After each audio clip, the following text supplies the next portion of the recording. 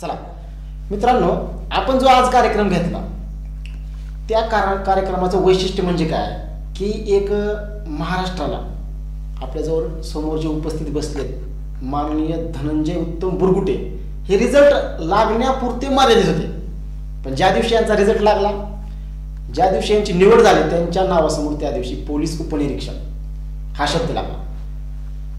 तर हा जो शब्द लावायला त्यांनी जे कष्ट घेतलं, सतत 8 वर्षाचं कष्ट आहे, ते कष्ट तुमच्या समोर मांडायचं आहे. नुसतं मांडायचंच नाही, तर तुम्हाला त्याच्यातून प्रेरणा मिळाली पाहिजे, तुम्हाला योग्य मार्ग मिळाला पाहिजे. सर्वसामान्य घरचा मुलगा, शेतकऱ्याचं पोर आणि ग्रामीण भागातील तरुण युवक जर हे काय सर्व करू शकतोय आपल्या स्वतःच्या मनगटावर तसंच बुद्धीच्या जोरावर, तर आपण का करू शकत नाही. तर धनंजय उत्तम बुरगुटे जे आहेत त्यांचा आधी आपण प्रथमतः आपल्या सूर्यपुत्र करिअर अकॅडमीच्या वतीनं एक छोटासा सत्कार करू, त्यानंतर लगेच आपण पुढच्या कार्यक्रमाला सुरुवात करू. ओके, चला मित्रांनो, हा सत्कार प्रत्येकाच्या नशिबी असला पाहिजे. हा सत्कार म्हणजे खूप दिवसांचं यश असतं आणि ह्या यशातून एक तुमच्या आईवडिलाचं देखील स्वप्न पूर्ण झालेलं असतं. या स्वप्नामुळे तुमच्या गावाला प्रेरणा मिळाली असते, त्यानंतर बऱ्याच गोष्टीचं. ओके, तर धनंजयला पुढील वाटचालीस हार्दिक शुभेच्छा. चला मित्रांनो, थोडीशी ओळख मी करून देतो, त्यानंतर धनंजय तुमच्यासोबत संवाद साधणारच आहे, कारण की इथून एक 10 मिनिट तुम्हाला त्यांनाच ऐकायचं, त्याच्यातून प्रेरणा घ्यायची आहे. तर धनंजय हा उपळे तुम्हाला गावचा, म्हणजे आमच्याच गावचा एक चांगला शांत संयमी मुलगा. त्याचं स्वप्न होतं की पहिल्यापासून आपल्याला PSI बनायचं. काय बनायचं? PSI. त्याचे कारण तो सांगलंच का, कशामुळं. त्यानंतर पहिल्याच प्रयत्नात यशाला गवसणी घातली होती, पण देव काय करतो म्हणजे योग्य वेळी योग्य देतो. थोडाफार प्रयत्न कमी पडला किंवा थोड्याफार चुका झाल्या, त्याच्यामुळे 2017ला जो PSI होणारा धनंजय ह्याच्या मागे भरपूर कारण आहेत, ते देखील तो सांगत. त्यानंतर रिझल्ट लागला, बऱ्याच गोष्टीची आपल्याला आज उलगडणा करायची. तर धनंजय, तुम्हाला पहिला आणि सुरुवातीचा मुद्दा की बाबा रिझल्ट लागल्या लागल्या तुम्हाला कसं वाटलं? ॲक्च्युअलमध्ये आमचा रिझल्ट 4 जुलै रोजी लागला होता.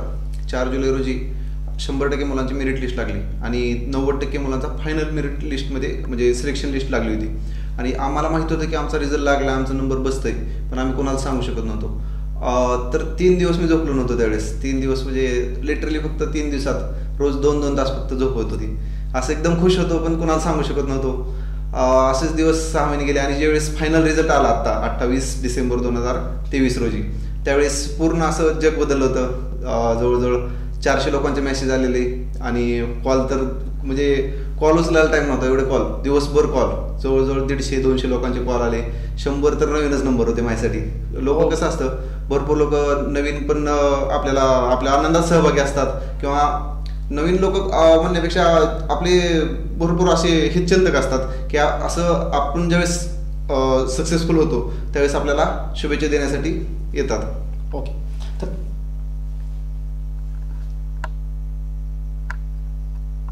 चला मित्रांनो, साहेबांचा रिझल्ट लागला, नावासमोर साहेब हा शब्द लागला, साऱ्या गावामध्ये आदल्या होत्या. कमीत कमी 2 ते 3 तास आदल्याचा वार्षाव थांबत नव्हता. गावाला सुद्धा विचार पडला होता की यार नेमकं गावात घडलंय काय, कारण की साहेबांचं भरपूर मित्रप्रेम, त्यानंतर आई वडील भाऊ भाऊकी सर्वजण स्टँडवर जमा झाले होते. काय तर धनंजय बुरगुटे PSI झाला, गरीबाचं पोर साहेब झालं. हा एक आनंद नव्हता, तर गावाला कलाटणी देणारा दिवस होता. गावामध्ये प्रत्येक युवकाच्या मनात किंवा प्रत्येकाच्या घराघरात असं वाटत होतं की आई वडिलांना, पालकाला वाटायचं की आला माझं बी पोरग PSI झालं पाहिजे, माझी मुलगी PSI झाली पाहिजे. भावाला वाटलं होतं की माझा भाऊ PSI झाला पाहिजे. का? एका रिझल्टमुळे गावाला पहिलाच तरुण अधिकारी आमच्या मिळाला होता, हे आमच्या गावाचं भाग्य म्हणायचं. तर धनंजय, मला सांगा तुमची परिस्थिती बाबा नेमकी कशी होती, त्याच्यातून तुम्ही कसं स्वतःला सावरत ह्या पदाला गवसणी घालण्याचा प्रयत्न केला. आधी परिस्थिती इतरांना समजलं पाहिजे. परिस्थिती सांगायची तर आता परिस्थिती बेताची आहे, म्हणजे चांगली झालेली आहे, पण ते कसं असतं, स्ट्रगल त्या मागचा कोणाला दिसत नाही. माझा भाऊ जो ज्याने 9वीत शाळा सोडली होती त्यावेळेसपासून तो शेतात काम करत होता आणि आता परिस्थिती चांगली केली आहे त्यानं, सक्सेस म्हणजे त्यानं भरपूर सक्सेस कमवले. पण मी ज्यावेळेस लहान होतो त्यावेळेस आम्ही म्हणजे मी भाजी विकायला बसायचो वगैरे, ह्या गोष्टी भरपूर जण मला आता आठवण करून देतात की तू भाजी विकायला बसायचा, भरपूर केलं असं. ते पण लोक आहेत भरपूर असे की ज्यांना माहिती आहे माझी खरी परिस्थिती काय होती, आणि असे काय काय लोक आहेत की त्यांना वाटतं तुझ्या घरचं चांगलं असताना तुला करायला काय असं जास्त काय मोठी गोष्ट नव्हती. त्यामुळे परिस्थिती भरपूर पहिलं हलाखीची होती. आणि कसं असतं, आता स्पर्धा परीक्षेची तयारी करणार प्रत्येक मुलाला माहिती आहे, घरची परिस्थिती कशी जरी असली तरी घरनं रुपया मागायचा म्हणलं तरी अंगावर काटा फुटतो आपल्याला. त्यामुळे परिस्थिती कशी जरी असली तरी स्पर्धा परीक्षेचा अभ्यास करणारा मुलगा त्या परिस्थितीशी जास्त असं हे करत नाही आणि स्वतःशी मर्यादित राखतोच. ज्याला अभ्यास करायचा आहे त्याला परिस्थिती तर असतेच, पण धनंजयची परिस्थिती ही एकदम म्हणजे साहेबांची परिस्थिती एकदम अशी बेताची, सर्वसामान्य माणसाची, एकदम हाय बी नाही एकदम लेवल बी नाही. मागितल्यावर पैसे मिळायचे, भाऊ शेतात राबायचा, भाऊ PSI व्हावा म्हणून भरपूर काही कष्ट केले त्यांनी, ते सांगितलं. अक्षय त्यांचा लहान भाऊ म्हणजे अक्षय. ओके, त्यानंतर मला एक सांगा साहेब, तुम्ही ज्या वेळेस MPSC म्हणजे स्पर्धा परीक्षेमध्ये उतरला त्यावेळेस तुम्हाला PSIच का हो वाटलं, आणि पहिलीच परीक्षा तुम्ही कधी दिली, त्याचा रिझल्ट काय? इतर आपले म्हणजे गावाकडची मुलं कसं असतात, प्रत्येकाला बेल्ट फोर्सची आवड असते. असं काय नाही की मला PSI होतो, आर्मी किंवा असं बेल्ट फोर्समध्ये कुठल्या का असताना जायची आवड होती. आणि मी पहिलं पोलीस भरतीचा एक ट्राय पण दिला होता, परंतु काही कारणामुळे मी त्यात होऊ शकलो नाही. पण त्यावेळेस मला एक लक्षात आलं की आपण फिजिकली थोडं वीक आहेत पण लेखी आपली चांगली आहे, तर आपण MPSCचा अभ्यास करू शकतो. आणि त्या दृष्टीनंतर मी MPSCचा अभ्यास चालू केला होता. आणि त्यानंतर मग टार्गेट ठरवलं PSI, आणि त्यानंतर फक्त PSI तेवढीच परीक्षा दिली, ना वरची ना खालची, एकच टार्गेट फक्त. ओके, ज्यावेळेस तुम्ही पहिल्यांदा परीक्षा दिली त्यावेळेस तुमचं काय चुकलं आणि त्याच्यातून तुम्ही अनुभव घेत बाबा स्वतःला सिद्ध करण्याची जी तुमची ताकद होती ती तुमच्यात जागृत कशी झाली? मी सांगितलं आता तसं पहिला अटेम्प्ट भरतीचा दिला होता, पोलीस भरतीचा धाराशिव येथे, परंतु त्यात बाहेर पडलो. आणि 2016 साली माझी नुकती त्यावेळेस डिग्री पण कंप्लीट झाली होती आणि मी MPSCचा अभ्यास चालू केला. त्यावेळेस मला भरपूर जणांनी सांगितलं होतं की अभ्यास MPSCचा करू नको, कारण तो पोलीस भरती झाला आणि MPSC कसा होशील, आणि अभ्यासाला 3-4 वर्ष जातात. तर मी प्रत्येकाला उत्तर द्यायचो की 3-4 वर्ष जातात तर जाऊ द्या, मी होऊ शकतो, काय अडचण नाही, मला 3 वर्ष लागतात ना, तर माझी तयारी आहे 3 वर्ष अभ्यास करायची. पण ह्या गोष्टीमुळे एक झालं की मी फ्री माइंडेडली अभ्यास केला आणि 6 महिन्यात माझा अभ्यास पूर्ण झाला. आणि मी पहिल्याच अटेम्प्टला, सर तुम्हाला सांगायला मला जरा थोडं मी स्वतःच कौतुक करतो असं वाटेल, पण पहिल्या अटेम्प्टला मी प्री पास झालो, मेन्स पास झालो. फिजिकललाही चांगले मार्क होते, 91 गुण होते. आणि माझं थोडं नशीब म्हणजे आपल्या क्षेत्रात एक असतं की 99% नशीब आणि 99% कष्ट आणि 1% नशीब म्हणतात, तसं झालं. ते 1% नशीब त्यावेळेस जरा थोडं माझं तिथं आडवं आलं आणि मला मुलाखतीला थोडे कमी मार्क मिळाले, त्यामुळे मी बाहेर पडलो होतो. बघा, साहेबांचं एक याच्यातून आपल्याला ऐकायला मिळालं की मुलाखतीमध्ये साहेबांना थोडी कमी मार्क मिळाले, कारण की ज्यावेळेस आपल्या समोर एक वरिष्ठ अधिकारी हे घेत असतात त्यावेळेस माइंडसेट करतात, त्यावेळेस थोडीफार चूक झाली असेल किंवा काहीतरी मार्क कमी पडले असल्यामुळे त्यांचा रिझल्ट 2 किंवा 3 मार्काने गेलेला 2017ला. पण त्यांनी सांगितलं बाबा मी पोलीस भरती करत होतो, मी पोलीस झालो नाही. असं नाही की बाबा पोलीस न होणारा PSI होत नाही. आज तुमच्या समोर बसलेत, बरोबर का, जे पोलीस होऊ शकत नाही ते PSI झाले, आणि जे PSI होऊ शकत नाहीत ते काही दिवसांना महाराष्ट्राचा गृहमंत्री सुद्धा होऊ शकतो. त्याच्यामुळं सर मी तुम्हाला एक सांगायला मला जरा थोडं हे वाटेल, तुम्हाला मध्ये थांबवतो त्याबद्दल क्षमत्व. मी खरंच म्हणजे आतापर्यंत मी जेवढी भाषणे केली, आता एक 10-15 दिवस झाले, या दरम्यान मी भरपूर शाळेत गेलो. मी प्रत्येक ठिकाणी सांगत असतो की मी MPSCचा अभ्यास करणाऱ्या मुलांपेक्षा पोलीस भरतीचा अभ्यास करणाऱ्या मुलाला खरंच मानतो.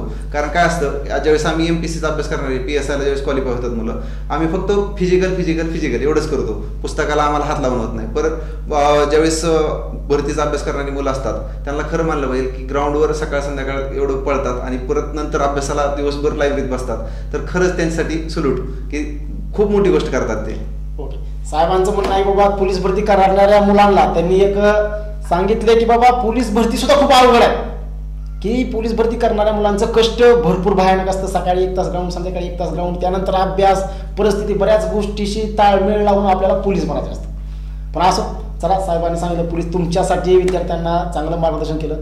त्यानंतर साहेबांसाठी आपला दुसरा प्रश्न असतो, साहेब तुम्ही विद्यार्थ्यांना एक तुमच्यातला आयुष्यातला बाबा जडणघडण करत असताना स्पर्धा परीक्षा तर झाली, अभ्यास करतोय, पण ह्या काळात तुमच्यासोबत एक असा एखादा वाईट अनुभव घडला असेल, म्हणजे बाबा फॅमिलीसोबत असेल किंवा तुम्हाला एकदम ट्यूब पिटली असेल, बाबा यानं आपल्यासोबत असं केलंय, किंवा वाईट अनुभव म्हणजे एक तुम्ही त्याच्यातून कसं स्वतःला सावरायचा प्रयत्न केला जास्तीत जास्त?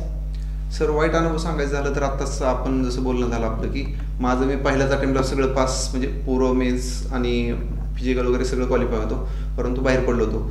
ह्या दरम्यान कसं असतं, त्यावेळेस 2016ला जास्त असे PSI आसपास नसायचे. त्यानंतर कंटिन्यू ॲड येत गेल्या आणि प्रत्येक गावात एक PSI असल्यासारखा झाला. पण मी त्यावेळेस 16ला मीच पास होतो, त्यावेळेस सगळीकडे झालं होतं की PSI असं करायचे. मला माहित होतं की ज्यावेळेस फायनलिस्ट नाव येतं त्यावेळेसच असतं. भरपूर लोक मला सांगायचे की ओळख ठेव. आणि ज्यावेळेस रिझल्ट गेला त्यावेळेस मी असं त्यांना ओळख दाखवायचो, पण ते नजर चुकून जायची, खूप वाईट वाटायचं. असे भरपूर अनुभव येत गेले की आता मी असलो होतो त्यावेळेस आईचा दवाखाना असेल. आणि कसं असतं लाईफमध्ये आपण कॉम्प्रोमाइज करावं लागतं की आपलं टार्गेट मोठं, आपलं फॅमिली मोठी. शेवटी फॅमिली कधी पण मोठी असते. मी माझी पूर्वपरीक्षा असताना सुद्धा आईसाठी दवाखान्यात भरपूर वेळ दिला. पूर्वपरीक्षा पास झालो मी काटावर, पण देवाच्या कृपेने पास पण झालो होती. पण असतात भरपूर अनुभव येतात आणि त्यातून आपण घडत जातो. ओके, तर मला एक सांगा, आता आपल्या गावचं पहिला अधिकारी होण्याचा मान तुम्हाला वाटला, त्याच्याबद्दल तुम्हाला कसं वाटतं? आणि गावाबद्दल तुम्हाला खंत वगैरे होती का बाबा आपल्या गावात अधिकारी नाही, बाबा तो दुसऱ्याकडे बघितलं काय, बाबा गावाची तुलना वगैरे तुम्ही केली का? सर, सांगायचं झालं तर आपल्या गावा शेजारीच एक गाव आहे. तिथं म्हणजे आपल्या गावापेक्षा त्याची लोकसंख्या भरपूर कमी आहे, निम्म्यापेक्षा कमी म्हटलं तरी चालेल. परंतु त्या गावात जवळजवळ नाही म्हटलं तरी 10 अधिकारी असतील आणि आपल्या गावात एकही अधिकारी नव्हता. गेल्या वर्षी एक रिझल्ट आला आणि आकाश सर STA झाले. त्यानंतर अधिकारी आता चालू झालेत आणि भरपूर अधिकारी पुढे होतील. पण ज्यावेळेस मी गावाकडे बघायचो की आपलं गाव एवढं मोठं आहे, एवढं सुशिक्षित आहे, शाळा आहेत 2, पण आपल्या गावात एकही अधिकार नाही. खूप वाईट वाटायचं आणि असं वाटायचं की आपण जर झालो तर नक्कीच इथून पुढे आपण सर्व मुलांना मार्गदर्शन करू आणि आपल्या गावात असेच अधिकारी तयार होतील ह्यासाठी प्रयत्न करू. बघा, तुमच्या सुद्धा गावात आजूबाजूच्या गावात अधिकारी असतील, पण तुमच्या स्वतःच्या गावात अधिकारी नसतील. कारण की आमच्या गावाची खंत आहे, बरीच मुलं आहेत, एक कमीत कमी सांगायचं नाही पण भरपूर मुलं आहेत. फक्त प्रत्येकाची स्वप्न वेगळी आहेत. पण धनंजयकडे बघून त्या दिवसापासून बऱ्याच मुलांच्या आई वडिलांना तर ओढ आला की बाबा आपला मुलगा PSI झाला पाहिजे किंवा आपली मुलगी झाली पाहिजे, काही ना काही कुठचं झालं पाहिजे. का झालं काय की अशी मिरवणूक आली होती की भरपूर एकदम भारी आनंद होता तो, त्याच्याबद्दल आपण बोलूच. पण धनंजयचं मत होतं की बाबा आपल्या गावात कोण अधिकारी नाही, आपण झालं पाहिजे. त्यांनी करून दाखवलं. त्याच्यानंतर आता पण त्यांच्या आधी एक STA साहेब, म्हणजे यांचे बंधूच म्हटलं तरी चालेल, माननीय आकाश भारत बुरकुटे, ते देखील आमच्या गावचे पहिले अधिकारी. पण पोलीस उपनिरीक्षक म्हणजे गावातला पहिला पोलीस उपनिरीक्षक म्हणजे चांगलीच पोस्ट आहे, तुम्हाला माहितीच आहे काय बाबा असतो. रिझल्ट लागल्यावर सांगितलंच धनंजयनी बाबा बऱ्याच गोष्टी माझ्यासोबत कलाटणी निर्णय झाल्या. त्यानंतर दुसरी गोष्ट धनंजय साहेब, आता एक सांगा, ही ॲड 2020ची होती, त्यानंतर कोरोना आला 2020 ते 2024 पर्यंत. आता बाबा का थांबली, म्हणजे नेमकं कारण काय काय तुमच्यासोबत त्यावेळेस कशी जीवावर बेत होती बाबा आपली 2020ची ॲड आहे, 4 वर्षांना आपण उशिरात, ते सांगा जरा अनुभव तुमचा. सर, आमच्या ॲडविषयी आता ह्या मी ज्यात सिलेक्ट झालो त्याविषयी सांगायचं झालं तर ही ॲड 28 फेब्रुवारी 2020 रोजी आली होती आणि त्यानंतर आपल्याला माहिती आहे की मार्चमध्ये लगेच कोरोना आला आणि परीक्षा अशी पुढे जायची. आणि आपण कसं अभ्यास 100% करतो, परीक्षेच्या उद्या परीक्षा असं म्हणून आपण फुल अभ्यास केलेला असतो. आणि उद्या परीक्षा म्हणले की आम्हाला आदल्या दिवशी संध्याकाळी कळायचं की परीक्षा पुढे गेलेली आहे. असं 2-3 वेळेस झालं आणि फायनली परीक्षा आमची 1.5 वर्षानंतर सप्टेंबर 2021 झाली. असं प्रीला 1 वर्ष, नंतर मेन्सला तसंच झालं. प्रीवर एक केस पडली होती, काही प्रश्न थोडे चुकीचे आले होते तर त्यावर केस, नंतर परत 1 वर्षांनी मेन्स परीक्षा आणि नंतर परत असंच करत करत 4 वर्ष ॲडला गेले. आणि आत्ता 28 डिसेंबर 2023 रोजी म्हणजे जवळजवळ 3 वर्ष आणि 10 महिन्यानंतर रिझल्ट आला, म्हणजे जवळजवळ 4 वर्ष धरून चाला. ह्या दरम्यान भरपूर गोष्टी अशा झाल्या की भरपूर रात्री असायच्या की झोप लागत नव्हती, असं पूर्ण जागून काढायच्या, रडू यायचं. कसं असतं, भरपूर मी आता भाषण ऐकताना भरपूर अधिकाऱ्यांचं ऐकतो की मोठ्या मोठ्या गोष्टी बोलतात, बोलणं सोपं असतं पण आपल्याला आपल्यासोबत काय घडतं ते आपल्यालाच माहीत असतं. भरपूर अशा रात्री असतात की आपण झोप लागत नाही, आपल्याला दचकून उठतो किंवा काय करतोय आपण, आपला असं वेळ का वाया घालतोय, असं भरपूर वेळेस वाटतं. पण एक असतं की आपलं टार्गेट जर समोर असेल ना तर आपण कॉम्प्रोमाइज करतो. आपल्यासोबतचे भरपूर व्यक्ती असतात की पुढे चाललेले असतात, आपले मित्र असतील काय असतील सक्सेस, त्यांचा आपण आनंदी असतो, पण तरी पण आपल्याला वाटतं की यार ते तेवढे पुढे चालले तर आपण इथं काय करतोय, असं आपलं आयुष्य असं बरबाद करतोय का किंवा वाटोळ होतंय का आपलं, असं वाटतंय, भरपूर वेळेस वाटतं. त्यामुळं स्वतःला सावरणं ही एक मोठी टास्क होता, एक मोठा टास्क होता असं आपण म्हणू शकतो. अशा भरपूर गोष्टी, म्हणजे त्या दरम्यान फॅमिलीचा आपला सपोर्ट किंवा मित्र असतील काय काय त्यांचा सपोर्ट हा भरपूर महत्त्वाचा ठरला आणि त्यामुळं हा जो टाइम पिरियड होता मोठा तो सफल झाला. तर मित्रांनो, स्पर्धा परीक्षामध्ये साहेबांनी सांगितलं की बाबा संयम खूप महत्त्वाचा. का संयम महत्त्वाचा आहे? 2017ला चालू झालेला प्रवास अखेर 28 डिसेंबर 2023ला संपला. तुम्ही बेरीज करा, ह्या बेरीजेचं कष्ट झालं, सर्व कष्ट 28 डिसेंबरला सर्व गावाला दिसलं, पण हे एका दिवसाचं आहे का? नाही, त्याच्यामध्ये कोरोना आला, त्यानंतर बऱ्याच गोष्टी, आई आजारी, त्यानंतर भाऊ शेतात राबतोय, सर्व डोळ्यासमोर परिस्थिती दिसते आहे, पण दिवसाला त्याला कोण सांगणार बाबा अशी परिस्थिती आहे. त्याच्यामुळे जी येणारा काळ आहे तो फक्त लोटत जायचं, सातत्य ठेवायचं. जरी कोरोना असला तरी साहेबांनी, जरी समजा अभ्यासिका बंद झाला तरी साहेबांनी घरी अभ्यास केलाच कोरोनामध्ये चालू, बरोबर का. त्याच्यातून त्यांची आई आजारी होती, त्याच्यातून त्यांनी ते सांगितलं पॉईंट. म्हणजे आपलं लक्ष फक्त टार्गेट, काही पण करा पण बेरीज गुणाकार सर्व बरोबर येऊन आपल्याला पोस्टच मिळाली पाहिजे, ते साहेबांनी तुम्हाला सांगितले. त्यानंतर साहेब मला एक सांगा की तुम्ही ज्या वेळेस आता म्हणालात की पोलीस भरती करणारी मुलं चांगली, पण फिजिकल पोलीस उपनिरीक्षक फिजिकल कसं असतं आणि तुमच्यासोबत काय बघतं, चांगला वाईट अनुभव एखादा बस हृदयस्पर्शी? सर फिजिकलचं सांगायचं झालं तर मी ज्यावेळेस मेन्सची तयारी करत होतो, म्हणजे एक टाइम पिरियड मोठा होता आणि ह्या दरम्यान माझं वजन भरपूर वाढलं होतं. MPSCचं मुलांचं कसं असतं की दिवसभर जायचं आणि लायब्ररीत बसायचं. माझं वजन असं झालं की मला सगळे म्हणायचे फिजिकल तुला होणारच नाही, असं एवढं झालं. निगेटिव्ह एकदम पूर्ण सगळे निगेटिव्ह करायचे. पण मला माहिती होतं की आपण आपली जिद्द आहे ना तर आपण करू शकतो. मी पूर्ण माइंडसेट असा होता माझा की मी म्हणजे ज्यावेळेस अभ्यास करायचो त्यावेळेस पण झोपलो तर फक्त अभ्यास, असं डोक्यात फक्त अभ्यास असायचा, स्वप्नात सुद्धा अभ्यास यायचा. आणि फिजिकल तहच झालं, फिजिकल.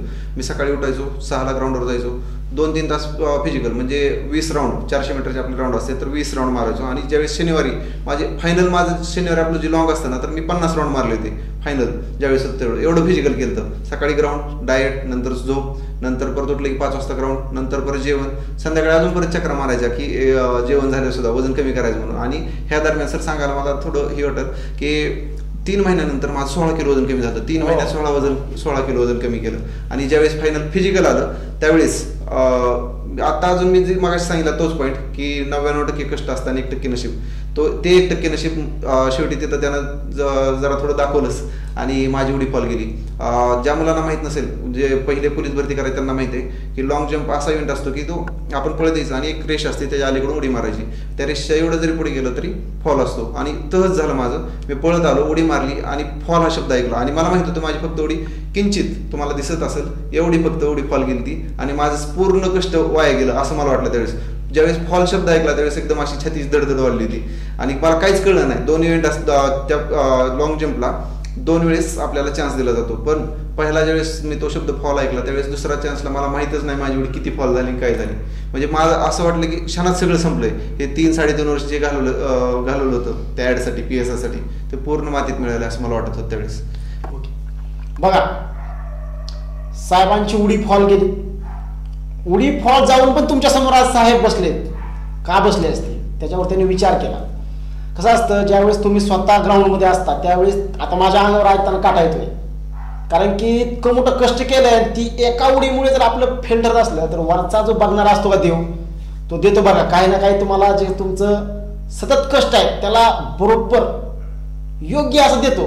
पण साहेबांची जर उडी फॉल गेली नसते आज मित्रांनो साहेबांची रँक महाराष्ट्रात बसली असते, एवढी मात्र ग्वाही मला आहे. कारण की 15 मार्क आहेत, डायरेक्ट 0 त्याकडे. जर अधिक 15 केले असते तर महाराष्ट्रात तुम्हाला साहेब रँक मिळाली असती का नसती? हो नक्कीच. बघा रँक मिळवणारा माणूस तुमच्या समोर आहे. आज जरी रिझल्ट उशिरा लागला पण क्वालिटीचा माणूस तुमच्या समोर बसला ना, कुठंच कमी नव्हता. फक्त काय झालं थोड्याफार उडी म्हणजे भरपूर धोकादायक युनिट आहे. ज्यानं प्रॅक्टिस केली त्याला माहिती आहे बाबा नेमकं ग्राउंडवर घडतं काय. आणि तिथं पोलीस उपनिरीक्षकचं ग्राउंड आहे, तिथं तुमच्या आम्हाला प्रॅक्टिस करणाऱ्या मुलांना माहिती आहे साहेबांची उडी फॉल केली असो.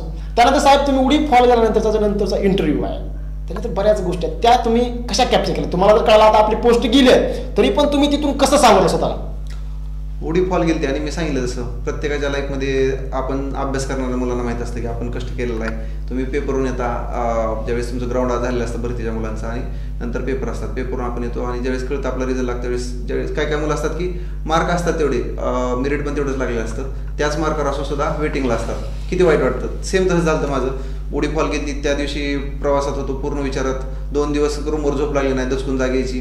घरी आल्यानंतर घरच्यांचा सपोर्ट म्हणलं तसं वडिलांनी एवढा सपोर्ट केला की वडील म्हणले ठीक आहे उडी फॉल गेली म्हणजे मी घरी सांगून टाकलं स्पष्ट की 15 मार्क गेलेत म्हणजे आता माझं काय होत नाही. घरच्यांनी घरच्यांनी समजावून सांगितलं मला वडिलांनी. वडील म्हणले ठीक आहे तू एवढं केलं ना अजून 1 वर्ष कर, आमचा फुल सपोर्ट असेल, नाही झालं तर परत नंतर आपण बघू काय करायचं पुढचं. तर असं घरच्यांनी एवढे पॉझिटिव्ह बोलले. मग मी विचार केला आपण का निगेटिव्ह व्हायचं, घरचे जर आपल्याविषयी एवढे पॉझिटिव्ह आहेत तर आपण पॉझिटिव्ह राहायचं. आणि मी नंतर बार्शीला आलो, 20 दिवस तयारी केली आणि नंतर 10 दिवस पुण्यात होतो. ह्या दरम्यान असं काही नाही की परिस्थिती गरीब होती म्हणून, पण एक सांगायचं एक इव्हेंट सांगतो मी. काय झालं, होळीला तिथं पुण्यात वगैरे कलर खेळतात मुलं, आणि मी मॉक इंटरव्ह्यूसाठी चालू होतो. युनिकला मॉक इंटरव्ह्यू होता माझा, आणि त्या कंडक्टरनी बसच्या सर्व काचा लावलेल्या होत्या, पण एक काच कोणीतरी प्रवाशाने उघडली होती, आणि नशीब कसं की त्याबरोबर त्या काचातनंच एका मुलानं फुगा मारला कलरचा, आणि तो ड्रेसवर फुटला, आणि तो ड्रेस माझा खराब झाला. आणि ज्यात मी त्या दिवशी पूर्ण मॉकला सगळीकडे फिरलो, तर सगळीकडं म्हणजे त्याच इव्हेंटवर मला प्रश्न विचारले त्यांनी की कसं काय, असं कसं काय झालं, काय झालं. त्यानंतर मग ती एक ड्रेस तर खराब झाला, एकच ड्रेस शिल्लक होता. ते पूर्ण दिवसभर प्रवास करायचा, नंतर एकच ड्रेस होता, दुसरा शिवायला टाकलेला तो त्या दरम्यान, पण तो धुवायचा वगैरे, असं पूर्ण म्हणजे दिवसातले कमीत कमी नाही म्हणलं तरी 16 ते 17 तास बाहेरच जायची माझी. नंतर बाकी ह्या गोष्टी असं 3-4 तास फक्त झोप. पण एवढं मनावर घेतलं की आता आपण मागच्या वेळी जे नशीब आपलं 1% ठरलं होतं ना की वाईट आपल्यासाठी, ते आता ठरू द्यायचं नाही त्याला वाईट. आणि पूर्ण कष्ट घेतलं, 100% दिलं. आणि इंटरव्ह्यूला मला तुम्हाला सांगायला आनंद होईल सर, मागच्या वेळेस मला 13 मार्क होते, ह्या वेळेस 27 मार्क आहेत मला इंटरव्ह्यूला. अभिनंदन. बघा 2017ला ज्यावेळेस नवीन तरुण बाण पोरानं ज्यावेळेस इंटरव्ह्यू दिला त्यावेळेस त्याला 13 मार्क मिळते, आणि आता कदाचित तिथं 2 मार्कानं पोस्ट साहेबांची केली होती. पण त्या अनुभवातून साहेबांना इंटरव्ह्यूला 40 मार्काचा इंटरव्ह्यू असतो, त्या ठिकाणी त्याला 27 मार्क मिळाले, म्हणजे भरपूर चांगले मार्क आहेत 27 इंटरव्ह्यू म्हणजे. तर साहेबांचं भवितव्य इंटरव्ह्यूवरच होतं असं म्हणावं लागेल, कारण की इंटरव्ह्यूला साहेबांना चांगले मार्क मिळाले, साहेबांचं नाव आलं. त्यानंतर रिझल्ट लागला, रिझल्ट लागल्यावर पुन्हा काय झालं, EWS उमेदवारांचा त्या ठिकाणी घोळ निर्माण झाला.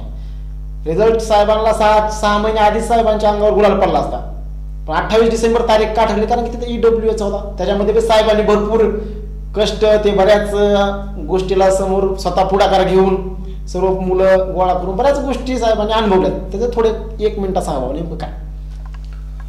सर मी सांगितलं तसं 4 जुलै रोजी रिझल्ट लागला होता, आणि मी सांगितलं होतं मगाशी की 3 दिवस मी झोपलेलो नव्हतो, आणि ती आनंद पण होता आणि दुःख पण होतं थोडं. एक मित्र आपले झाले त्याचा आनंद होता, आणि आपण क्वालिफाय असून आपलं नाव नाही ह्या गोष्टीचं थोडी खंत मानत होती. त्यानंतर आम्ही सर्व मुलांनी एकत्र येऊन, म्हणजे एक EWSची केस होती, सर्व EWSच्या मुलांनी एकत्र येऊन तयारी केली. आणि ती ॲक्च्युअलमध्ये कसं आमच्यावर केस नव्हती, परंतु एक GR रद्द केला म्हणून आम्हाला थोडं आम्ही त्यात अडकलो होतो. त्यानंतर कायदेशीर लढाई लढलो आम्ही, आणि नंतर एक 6 महिन्यानंतर 28 डिसेंबर रोजी आमचा निकाल आला. 28 डिसेंबर दिवशी निकाल लागला, सरळ आयोगाचा निकाल लागला. मी ठरवलं बाबा साहेबाला फोन करावा, पण साहेबाला दुसऱ्या मिनिटाला फोन करतो, साहेबाचा फोन व्यस्त लागतोय, कारण की आपल्या आधी शुभेच्छा देणारे भरपूर ते साहेबांचा एंगेज का रिझल्ट लागला होता. साहेबाला त्यांचा आनंद मावत होता, गावात आदल्या चालू होत्या, बऱ्याच गोष्टीला जडणघडण झाली, प्रत्येकाचं व्हॉट्सअपला स्टेटस साहेबांची निवड, बऱ्याच गावात नुसता आनंद धुमाकूळ होता. मग एका क्षणात आणि एका सेकंदात साहेबांचं संपूर्ण बदलून गेलं होतं. तिथून जी साहेबांच्या तोंडावर आजपर्यंत जे आनंद आहे ते आनंद तुम्ही बघत असाल, कारण की ह्या आनंदासाठी तुम्हाला सांगतो एका दिवसात मिळालेला नाही, कित्येक दिवसांची रात्रीचं दिवस एक केले ते तुमच्या समोर सांगितलेलं आहे. तर आता साहेब तुम्ही विद्यार्थ्यांना बाबा योग्य बाबा तुमच्या पद्धतीनं थोडं मार्गदर्शन करा, म्हणजे तुम्हाला काय वाटतं बाबा ह्याच्यातून, तुम्हाला काय तात्पर्य डायरेक्ट बाबा म्हणजे तात्पर्य. विद्यार्थी मित्रांनो मी एकच सांगेल, लाईफमध्ये तुम्ही टार्गेट सेट करा, आणि त्या टार्गेटपर्यंत कसं पोहोचायचं हे आता भाषण ऐकून जास्त असं कसं असतं आपल्याला तेवढं तुम्ही म्हणावं लागत नाही, पण प्रत्येक आपल्यासोबत लाईफमध्ये ज्या इव्हेंट घडतात त्यानुसार आपण घडत जातो. कोण काहीतरी बोललेलं असतं, प्रत्येकासोबत होतं ते. गावात गेलात म्हणजे मी भरपूर वेळेस असं झालं की रात्री यायचो आणि सकाळी लवकर पहाटेच निघून जायचो, तर अशा गोष्टी भरपूर आपल्यासोबत होतात. तर ह्या गोष्टी आपल्याला मोटिवेट करत राहतात आणि करावंच लागतात ह्या गोष्टी. माझी पहिली दिवाळी गेल्या वर्षी म्हणजे सगळा रिझल्ट आलता, मला माहीत होता, बाकी कोणाला काही सांगू शकत नव्हतं. त्या दरम्यान पहिली दिवाळी मी घरी साजरी केली ती, म्हणजे जवळजवळ 5-6 दिवाळ्या मी घरी नव्हतोच. आणि अशा गोष्टी भरपूर सॅक्रिफाईस करावं लागतात आपल्याला. तुम्ही तुमचं टार्गेट सेट करा, त्या टार्गेटपर्यंत कसं पोहोचायचं हे बरोबर तुम्हाला नंतर कळत जाईल. अभ्यास तर कसं करणार आहे भरपूर सांगतात लोक, पण जे बाकीच्या गोष्टी असतात आपल्याला मोटिवेट करणाऱ्या त्या आपल्या लाईफमध्ये घडणं महत्त्वाचं असतं, त्याशिवाय माणूस घडत नाही. टार्गेट सेट जर असेल, माझं मी सांगतो थोडक्यात की PSI टार्गेट सेट होतं, त्यापर्यंत कसं पोहोचायचं ते मला माहित होतं. मग नंतर मग अभ्यास कसं करायचा, काय करायचं आपण तो करतच जातो, आणि त्यासाठी किती कष्ट घ्यायचं हे आपल्याला कळतंच. आपण दिवसभर फक्त त्याच विचारात की आपल्याला जे करायचं ते अभ्यास किंवा फिजिकल असेल अभ्यास फिजिकल सगळं.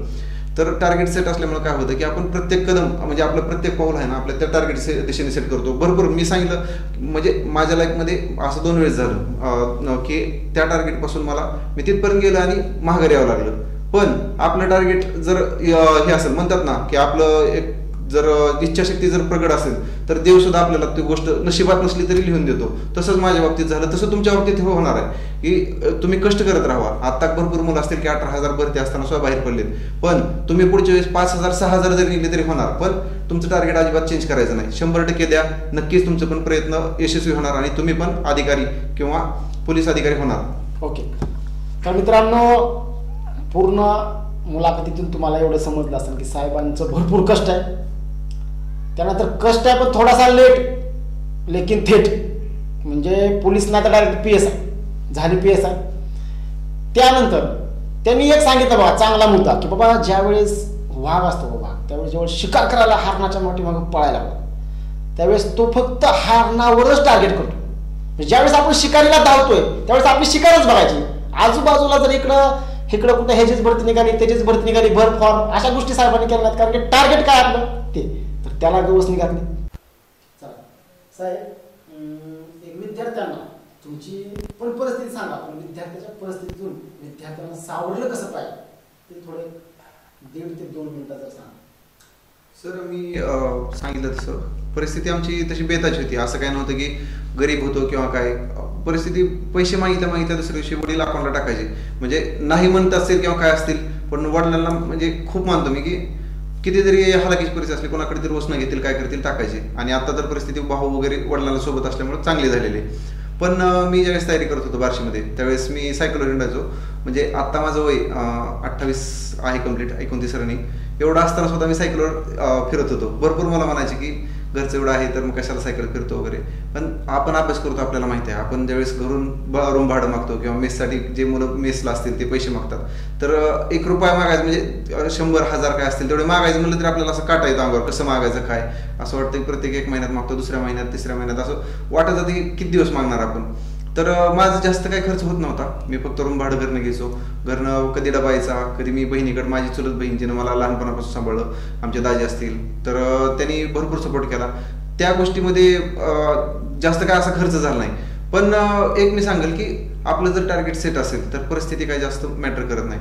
आपण आपल्या टार्गेटवर फोकस केलेला असेल तर आपण त्यातून कसाही मार्क काढतो. म्हणजे मी सांगायचं झालं तर घरनं डबा यायचं तर डब्याला भरपूर वेळ जायचा की डब्यासाठी स्टँडवर यायचं सायकलवर, तिथून परत 1-1.5 किलोमीटर अंतर जायचं यायचं, 3 किलोमीटर असं अंतर, त्यासाठी भरपूर तास थांबायचं STची वाट बघत. आपण काय पण करतो, पण परिस्थिती असं भाऊ करू शकत नाही आपण की परिस्थिती माझ्या हालाकीची होती म्हणून मी सोडलं, असं म्हणता येत नाही आपल्याला. आपलं टार्गेट सेट पाहिजे, आपण त्या दृष्टीने केलं पाहिजे. आणि घरनं वडील एवढं कष्ट करत होते तर मला एक ठरलं होतं माझं की ज्यावेळेस माझी पोस्ट निघेल त्यावेळेस वडिलांना खांद्यावर घेऊन नाचायचं. आणि ती गोष्ट मी ज्या दिवशी रिझल्ट लागला त्या दिवशी केली. आणि खरंच म्हणजे वडिलांना सुद्धा भारी वाटलं की वडिलांना वाटलं असेल की आपण एवढं केलं त्यात चीज झालं, इथून पुढे काय असं. पण तो दिवस फार महत्वाचा होता आणि इथून पुढे तर काही विषयच नाही. आता पूर्णच लाईफ चेंज झालेली आहे त्यांची. नक्कीच. ओके. तर मित्रांनो, कारण की ज्या दिवशी साहेबांची निवड झाली त्या दिवशी मी तिथं स्वतः हजर होतो. त्या दिवशी पूर्ण गाव साहेबांच्या आगमनाची तयारी एकदम भक्कम अशी केली होती, पूर्ण DJ वगैरे. कारण की त्या दिवशी एक गावाला तरुण असा भेटला होता की बाबा सर्वसामान्य घरचं पोरग PSI झालं, शेतकऱ्याचं पोरग PSI झालं. म्हणजे गावाला दिशा देणारा एक आमच्या गावाला एक रोडमॅप सापडला होता, साहेबांनी निर्माण केला होता. आणि साहेब जे म्हणले मी वडिलांना घेऊन खांद्यावर नाचलो, त्या दिवशी मला सुद्धा इतकं वाटलं की बाबा आला असं प्रत्येकाने केलं पाहिजे.